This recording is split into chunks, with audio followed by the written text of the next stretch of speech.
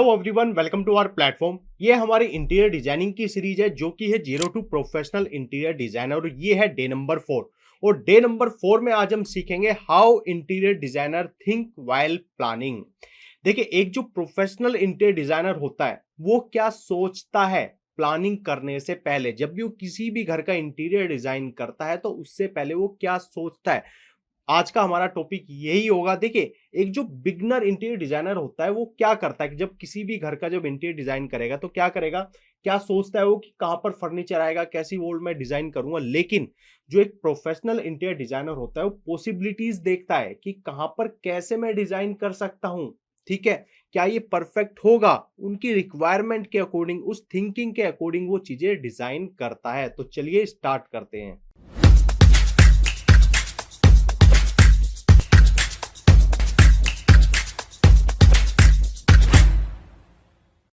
देखिए, हमारे पास एक सेम रूम है, सेम साइज का है। ठीक है, एक जो बिगनर इंटीरियर डिजाइनर होगा उसकी एक एवरेज लेआउट डिजाइन करेगा, लेकिन वहीं पर जो एक्सपर्ट होगा, जो जिनको एक्सपीरियंस होगा इंटीरियर डिजाइनर को, वो उसको प्रीमियम क्लीन डिजाइन करेगा। ठीक है, वो ऐसा नहीं करेगा कि हर जगह वहां पर कुछ ना कुछ डिजाइन करना ही करना है।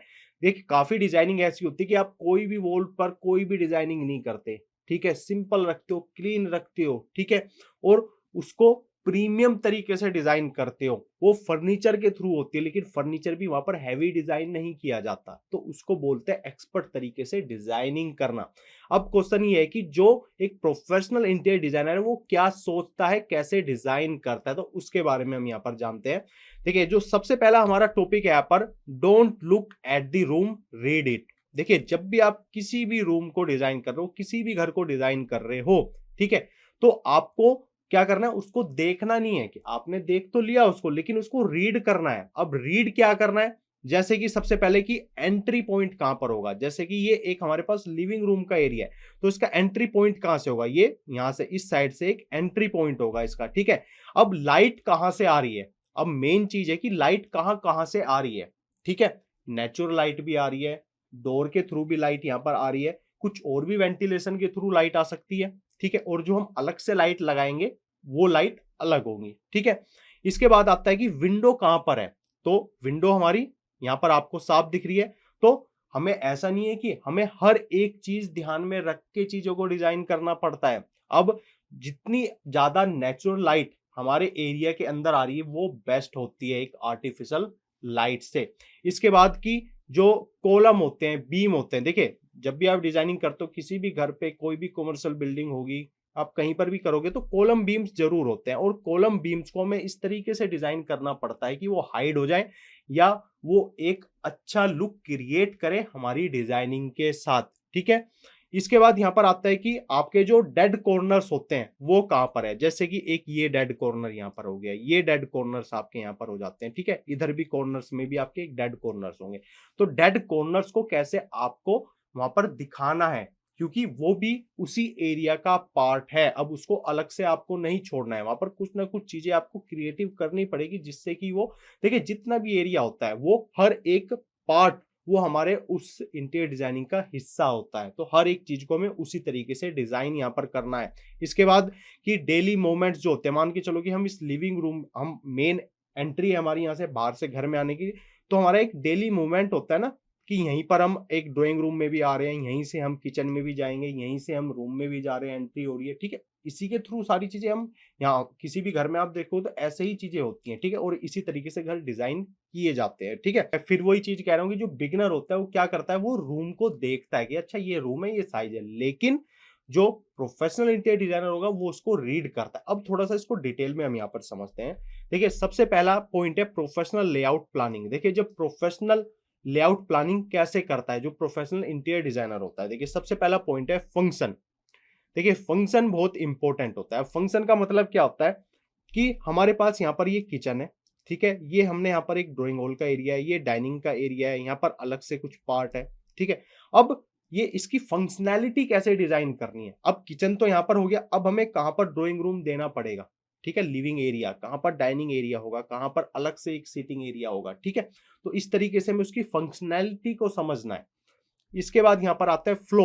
फ्लो का मतलब होता है कि किस तरीके से मूवमेंट हम करते हैं, मतलब फ्लो कैसे हो रहा है, बाहर से हम आ रहे हैं। देखिए अब आप देखोगे तो यहाँ पर स्पेस आपको इसके चारों तरफ स्पेस मिल रहा है, किचन में जाने के लिए मिल रहा है, लिविंग एरिया में मिल रहा है, और यहाँ पर सिटिंग एरिया तो यहाँ पर भी आपको मिल रहा है। इसके बाद ये रूम्स आपका हो गए, ठीक है। तो इन रूम्स के अंदर भी जाने के लिए एक फ्लो है ना, एक स्पेस जो होता है तो वो हमें क्रिएट करके चलना पड़ता है। ऐसा नहीं कहीं पर हम कुछ भी फर्नीचर प्लेस कर देंगे। इसके बाद होता है कंफर्ट। देखिए कंफर्ट बहुत इंपॉर्टेंट होता है।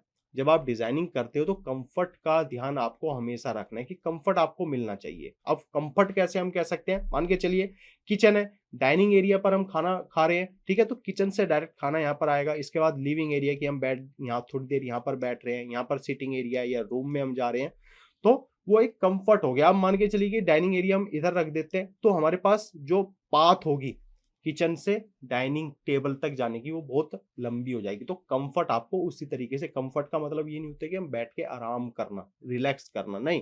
कंफर्ट का होता है कि जो फ्लो हम कर रहे हैं, जो मूवमेंट हम कर रहे हैं वो भी बहुत कंफर्टेबल हम इजिली वहां पर कर सके, हमें कोई प्रॉब्लम ना हो। इसके बाद है बैलेंस। देखिए हर इंटीरियर डिजाइनिंग में सबसे इंपॉर्टेंट होता है बैलेंस। हर एक चीज को बैलेंस करके डिजाइन करना पड़ता है। ये नहीं कि देखिए हर किसी की रिक्वायरमेंट अलग होती है, कोई हैवी डिजाइनिंग मांगता है, कोई भी क्लाइंट, कोई बहुत सिंपल क्लीन मांगता है, ठीक है। अब आपको उन हर एक चीज का बैलेंस बना के चलना पड़ता है। अगर आप हैवी डिजाइनिंग भी कर रहे हो, रिक्वायरमेंट है कि हैवी डिजाइनिंग की, तो लेकिन उनका भी बैलेंस है। अब ऐसा नहीं है कि आप हैवी डिजाइनिंग में हर एक चीज, हर एक वॉल आप डिजाइन कर दो, फर्नीचर आप बहुत ज्यादा आप डिजाइन कर दो, ऐसा कभी भी नहीं करना है। तो बैलेंस आपको बना के चलना पड़ेगा। इसके बाद फ्यूचर यूज।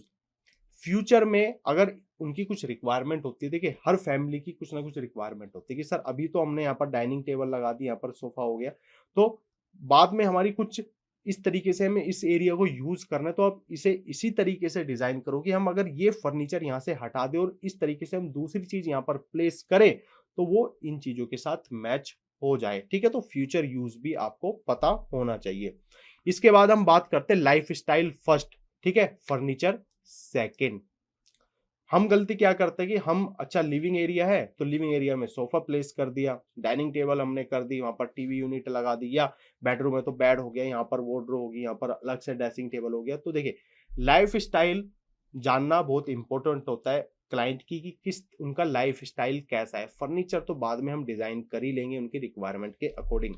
देखिए सबसे पहले हमें पता होना चाहिए कि हाउ मैनी पीपल्स, ठीक है, कितने लोग उस घर में है मेनली, ठीक है, उसी तरीके से चीजों को डिजाइन करना है। इसके बाद टीवी इंपॉर्टेंट है या नहीं है। देखिए ज्यादातर मैं काफी लोगों की डिजाइनिंग की है तो ज्यादातर लोग अपने डाइनिंग एरिया में, मतलब जो लिविंग एरिया होता है वहां पर वो टीवी यूनिट नहीं लगवाते कि हमें यहाँ पर टीवी यूनिट नहीं लगाना है, हमें अपने रूम के अंदर ही लगवाना है। लेकिन हम ज्यादातर क्या देखते हैं कि जो लिविंग एरिया होता है वहां पर टीवी भी होता है, लेकिन काफी लोग नहीं लगवाते कि हमें यहाँ पर नहीं बैठ के जो भी देखता है अपने रूम में देखता है बस, ठीक है। तो टीवी इंपॉर्टेंट है या नहीं है, कहां पर इंपॉर्टेंट है, वहीं पर वो चीज डिजाइन करनी है, ठीक है। इसके बाद किड्स कितने हैं, ठीक है, बच्चे बहुत इंपॉर्टेंट होते हैं तो उनके अकॉर्डिंग ही चीजें डिजाइन की जाती है। वर्किंग रूटीन क्या है, देखिए ज्यादा लोगों का वर्किंग रूटीन क्या होता है कि कोई 9 to 6 की या 10 to 6 की जॉब करता है, कोई वर्क फ्रॉम होम करता है, कोई ज्यादातर बाहर ही रहता है, कुछ टाइम रहता है अपने घर पे, ठीक है। तो उनका वर्किंग रूटीन आपको पता होना चाहिए। उसके बाद स्टोरेज की जरूरत है उनको या नहीं है। देखिए अब ऐसा नहीं है कि हर जगह हमें वार्डरोब हम क्रिएट करनी है, स्टोरेज के लिए कुछ ना कुछ डिजाइन करनी है, कोई भी चीजें नहीं, स्टोरेज जरूरत है। काफी लोग क्या करते हैं कि जिस एरिया में वो रहते हैं, ठीक है, वो उसको क्लीन रखना चाहते हैं, वहां पर कोई स्टोरेज टाइप या वार्डरोब टाइप वहां पर नहीं डिजाइन करना चाहते। उसके लिए वो अलग से फ्लोर है या अलग से ऊपर कोई रूम है तो वहां पर वो डिजाइन करते हैं, वहीं पर सारा सामान वहां पर रखते हैं, ठीक है, अपनी रिक्वायरमेंट के अकॉर्डिंग, ठीक है। वो बहुत ही नॉमिनल चीजें डिजाइन करवाएंगे वहां पर स्टोरेज के लिए, ठीक है। तो स्टोरेज की जरूरत है या नहीं है, तो इसी तरीके से हमें उनका लाइफ स्टाइल हमें पता होना चाहिए। इसके बाद यहाँ पर गेस्ट कितने आते हैं, मतलब एक ज्यादातर लोग होते हैं गेस्ट उनके वहां पर आते हैं, तो हमें जो ये लिविंग एरिया उसको उसी तरीके से ज्यादा अच्छा डिजाइन करना पड़ता है, मतलब कि फर्नीचर थोड़ा ज्यादा डिजाइन करना पड़ता है वहां पर, ठीक है। अगर कम आते हैं 4-5 लोग हैं तो आप 5 to 6 सीटर सोफा या 7 सीटर सोफा भी आप वहां पर प्लेस आप कर सकते हो, ठीक है। इसके बाद हम बात करते हैं सिलेक्टिंग एन एंकर पॉइंट। देखिए एंकर पॉइंट्स क्या होते हैं उसके बारे में जानते हैं। सबसे पहले जो लिविंग रूम होता है, टीवी वॉल, ठीक है, व्यू और फीचर वॉल, मतलब कि देखिए मैं क्या कहना चाह रहा हूं आपको। देखिए लिविंग जो रूम होता है उसमें सबसे पहले जो एंकर पॉइंट होता है, मतलब एक हाईलाइट दीवार हमें करनी पड़ती है, वॉल जो अब देखिए यहाँ पर ये हमारी एक हाईलाइट वॉल है, यहाँ पर हमने डिजाइनिंग की है, उसके बाद यहाँ पर विंडो है आपकी, बड़ी कर्टन्स है, ठीक है, एक और जो वॉल होंगी आपकी वो सिंपल क्लीन होगी, ठीक है। तो एक इस तरीके से एक एंकर पॉइंट इनको हम बोलते हैं। इसके बाद जैसे कि बेडरूम है तो बेड वॉल जो होती है, बेड के पीछे की वॉल को हम डिजाइन करते हैं, ठीक है। इसके बाद जो डाइनिंग के लिए होते हैं वो टेबल, डाइनिंग टेबल होती है हमारी, ऊपर से लाइट ज्यादा अच्छी वहां पर आनी चाहिए, उस तरीके से हम उसको डिजाइन करते हैं, ठीक है। इसके बाद अगर कॉफी टाइप होता है, मतलब कोई कॉफी एरिया टाइप होता है, घर में भी होता है, कोई रेस्टोरेंट आप डिजाइन कर रहे हो तो डेस्क जो होता है उस पर हमारा फोकस होना चाहिए वहां पर, ठीक है। इसके बाद हम मोमेंट फ्लो की हम बात करें, जिस तरीके से मैंने आपको बताया था कि मोमेंट फ्लो बहुत इंपॉर्टेंट होता है। हम जब बाहर से आ रहे हैं और एक एरिया से दूसरे एरिया में हम मूव भी कर रहे हैं, मूवमेंट हम कर रहे हैं, किचन में जा रहे हैं, लिविंग एरिया में जा रहे हैं, वॉशरूम में जा रहे हैं, जो कॉमन टॉयलेट होता है, या बेडरूम में जा रहे हैं, बालकनी में हमें जाना है, तो उस तरीके से एक मूवमेंट फ्लो आपको बनाना पड़ता है, वो चीजें डिजाइन करनी पड़ती है कि वो बीच उस पाथ के बीच में ना आए, उस रास्ते के बीच में ना आए, ठीक है। तो हमें क्या पता होना चाहिए कि एंट्री रूट क्या होना चाहिए, ठीक है, जो एंट्री रूट क्या है। इसके बाद पाथ टू दी सोफा, मतलब हम बाहर से आ रहे हैं तो वो पाथ क्या होगा और उस पाथ के थ्रू हम कैसे और जगह हम जा सकते हैं। इसके बाद साइड वॉकिंग ऑफ बेड, देखिए हम बेड के हम क्या करते हैं कि ज्यादातर हम वॉल के साथ बेड को प्लेस कर देते हैं, हमारे पास कम स्पेस होता है तो वहां पर हमारे पास तो ज्यादा चांसेस नहीं होते कि हम उसको सेंटर में लेके आए, लेकिन ज्यादातर एक ठीक ठाक रूम होता है तो हम उसको थोड़ा सा एक बेड के चारों तरफ हम इजिली, मतलब 3 साइड हम इजिली वहां पर मूव कर सकें। इसके बाद है किचन ट्रायंगल मोमेंट जो होता है, जैसे कि जो आपका कुकिंग एरिया होगा, आपका वॉशिंग एरिया हो गया, ठीक है, और जो अलग से कुछ खाना वाना बनाने का एरिया हो जाता है, तो वो एक ट्रायंगल जो एरिया होता है वो जुड़ा रहता है, तो वो एकदम इस तरीके से क्लीन परफेक्ट होना चाहिए, कोई डिस्टर्ब ना हो कि कोई मान के चलिए कि कोई कुकिंग कर रहा है तो कोई और वॉश बेसन जो होता है जहाँ पर वॉशिंग एरिया होता है वहां पर जाना है तो वो डिस्टर्ब ना हो। अगर एरिया हमारे पास कम है, देखिए वहां पर तो हम कुछ नहीं कर सकते, लेकिन एरिया ठीक है तो उस तरीके से वो ट्रायंगल हमारा वहां क्रिएट होना चाहिए। इसके बाद है यहाँ पर स्केल एंड ब्रीथिंग स्पेस, देखिए ये पॉइंट बहुत इंपॉर्टेंट होता है। सबसे पहले करेक्ट फर्नीचर स्केल, देखिए हम सबसे बड़ी गलती क्या करते हैं कि जो फर्नीचर क्या साइज होना चाहिए, कितनी लेंथ होनी चाहिए स्टैंडर्ड के अकॉर्डिंग, कितनी डेप्थ होनी चाहिए, ठीक है, वो स्पेस किस तरीके से मैनेज हमें करना है। हम क्या करते हैं कि हम कुछ भी कहीं पर कुछ भी डिजाइन कर देते हैं, किसी भी स्केल के अकॉर्डिंग डिजाइन कर देते हैं। सबसे पहले उन चीजों के स्टैंडर्ड हमें पता होना चाहिए, फिर उसके बाद एरिया के अकॉर्डिंग हमें उन चीजों को डिजाइन करना है, ठीक है। तो हमें करेक्ट फर्नीचर स्केल, मतलब हमें वो स्टैंडर्ड साइज हमें पता होना चाहिए हर एक चीज के। इसके बाद आता है गैप बिटवीन फर्नीचर, हमेशा जो भी फर्नीचर आप प्लेस करते हो उनके बीच में देखिए गैप होना चाहिए। आपको हर चीज बिल्कुल मिलाकर नहीं करने, आप चाहे 2 इंची का गैप दो, 3 इंचीज का गैप दो, लेकिन गैप आपको जरूर प्रोवाइड करना चाहिए।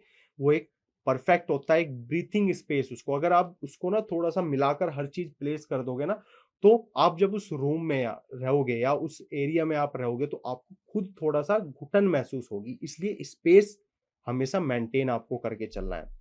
इसके बाद बात आती है विजुअल ब्रीथिंग स्पेस, देखिए अभी जो मैंने आपको बात की कि विजुअल ब्रीथिंग स्पेस बहुत इंपॉर्टेंट होता है। अगर स्पेस फर्नीचर के बीच में स्पेस प्रॉपर होगा, मेंटेन होगा हर एक चीज के बीच में, तो जो विजुअल ब्रीथिंग होती है, जो आपको मतलब देखने में थोड़ा सा अच्छा लगता है एक, है ना, तो वो आपको परफेक्ट होता है। तो विजुअल ब्रीथिंग स्पेस बहुत इंपॉर्टेंट होता है। इसके बाद है लेयर थिंकिंग, देखिए लेयर थिंकिंग में हम समझते हैं बहुत इंपॉर्टेंट पॉइंट है। सबसे पहले फ्यूचर स्टोरेज, जो प्रोफेशनल इंटीरियर डिजाइनर होता है किस तरीके का कि फ्यूचर में स्टोरेज की रिक्वायरमेंट आपको पड़ेगी या नहीं पड़ेगी, अगर पड़ती है तो आप यहाँ पर ये चीजें इस तरीके से डिजाइन आप कर सकते हो, ठीक है। इसके बाद है वायरिंग पॉइंट्स, देखिए वायरिंग पॉइंट बहुत इंपॉर्टेंट होते हैं। जब हम कंस्ट्रक्शन करवाते हैं घर की तो मेन मेन पॉइंट्स दिए जाते हैं, लेकिन जब इंटीरियर डिजाइनिंग करते हैं तो वायरिंग पॉइंट्स बहुत इंपॉर्टेंट होते हैं, ठीक है। इसके बाद एसी प्लेसमेंट कहाँ पर होगी, ठीक है। अब देखिए आप इस ड्राइंग रूम में आप देखोगे तो आप यहाँ पर कहाँ पर एसी की प्लेसमेंट कर सकते हो। अगर आप देखोगे तो सब जगह एक एरिया ओपन है, आप इस वॉल पर डिजाइन कर सकते हो, ठीक है। अगर यहाँ पर भी लगाते हैं तो थोड़ा सा लुक भी हमारा खराब हो जाता है, तो कुछ ऐसे एरिया में डिजाइन करने पड़ते हैं। इस ऐसे एरिया आइडेंटिफाई करने पड़ते हैं कि जहां पर एसी की प्लेसमेंट बहुत परफेक्ट लगे। अब एसी भी ऐसा नहीं होता, हम कहीं पर भी उसको प्लेस कर सकते हैं, ठीक है। इसके बाद यहाँ पर आता है लाइटिंग पॉइंट। देखिए अब यहाँ पर इंटीरियर डिजाइनिंग में लाइटिंग बहुत इंपॉर्टेंट होती है। जो नेचुरल लाइट होती है वो तो है, लेकिन जो आर्टिफिशियल हम लाइट्स लगाते हैं, सीलिंग के अंदर आप लाइट देखोगे चारों तरफ, ये झूमर आप देखोगे, ये आप सीलिंग लाइट यहाँ पर देखोगे, ठीक है। इसके बाद टीवी पैनल्स के यहाँ पर भी लाइट्स हैं, तो हर जगह आप लाइट देखोगे तो लाइट की प्लेसमेंट और कितनी उसकी इंटेंसिटी होनी चाहिए, कूल लाइट, वार्म लाइट कहाँ पर लगेगी, तो ये सारी चीजें लाइटिंग पॉइंट्स हमें पता होने चाहिए। इसके बाद क्लीनिंग इजी। देखिए अब इस एरिया में देखोगे तो अगर यहाँ पर क्लीनिंग मतलब साफ सफाई जब हम करते हैं तो क्लीनिंग इजीली हो जानी चाहिए। अब देखिए यहाँ पर हमारा ये टीवी कैबिनेट है, अब टीवी कैबिनेट के नीचे भी स्पेस है हमारे पास, तो हम यहाँ पर इसके नीचे आराम से हम यहाँ पर साफ सफाई कर सकते हैं। हमारा फर्नीचर इस तरीके से कि हम यहाँ पर क्लीनिंग हो रही है तो कोई भी डिस्टर्ब नहीं होगा, फर्नीचर आपका डिस्टर्ब नहीं होगा, कोई भी चीज आपको ज्यादा हिलानी नहीं पड़ेगी, ठीक है। इसके बाद जो नेक्स्ट पॉइंट है वो है किड सेफ्टी। देखिए जो बच्चे होते हैं उनकी सेफ्टी भी बहुत इंपॉर्टेंट होती है। जब भी आप डिजाइनिंग करो तो जो कॉर्नर्स होते हैं, है ना, इनको थोड़ा सा राउंड आप डिजाइन करो, ठीक है। बिल्कुल ही आपको कॉर्नर्स है वो उस तरीके से एक पैने टाइप में नहीं आपको करना है, हमेशा राउंड टाइप में उनको चीजों को डिजाइन करना है कि जहां पर चोट ना लग पाए बच्चों को, ठीक है। तो ये सेफ्टी भी आपको वहां पर ध्यान में रखनी पड़ेगी। देखिए यहाँ पर बड़ों के भी चोट लग सकती है, बच्चों के तो लग ही सकती है, तो इसलिए ये सेफ्टी होती है। ये सारी चीजें, कुछ जो इलेक्ट्रिकल पॉइंट्स होते हैं उनको भी आपको ध्यान में रखना है चीजों को, कि वो हाइड रहें या ऐसे हाइट पर रहें कि जहां पर बच्चे इजीली वहां तक ना पहुंच पाए, ठीक है। तो इस तरीके से जो एक प्रोफेशनल इंटीरियर डिजाइनर होता है वो इसी तरीके से सोचता है, चीजों को डिजाइन करता है, तो इसी तरीके से आप एक परफेक्ट डिजाइनर आप बन सकते हो। अगर आपको भी इंटीरियर डिजाइनिंग डिटेल में सीखनी है, डिटेल में चीजों को समझना है, जो थियोरटिकल प्रैक्टिकल चीजें आपको समझनी है, क्योंकि देखिए मैं फिर आपको बोलता हूँ कि जो सॉफ्टवेयर होते हैं वो खाली 20% काम होते हैं, 80% जितनी भी चीजें होती हैं वो हमारी थिंकिंग, प्लानिंग, किस तरीके से चीजों को डिजाइन करना है, क्या रिक्वायरमेंट होती है, उनके थ्रू हम चीजें डिजाइन करते हैं, ठीक है। तो अगर आपको भी चीजों को डिटेल में यहाँ पर सीखना है, एक प्रोफेशनल इंटीरियर डिजाइनर आपको बनना है, तो आप हमारा लाइव इंटीरियर डिजाइनिंग का कोर्स आप ज्वाइन कर सकते हो। आप हमें नीचे दिए नंबर पर कॉल भी कर सकते हो, कमेंट सेक्शन में जो भी आपका डाउट है तो हमसे पूछ सकते हो। तो इस वीडियो में इतना ही। Thank you so much. Video अच्छी लगी तो लाइक करें, चैनल को सब्सक्राइब करें।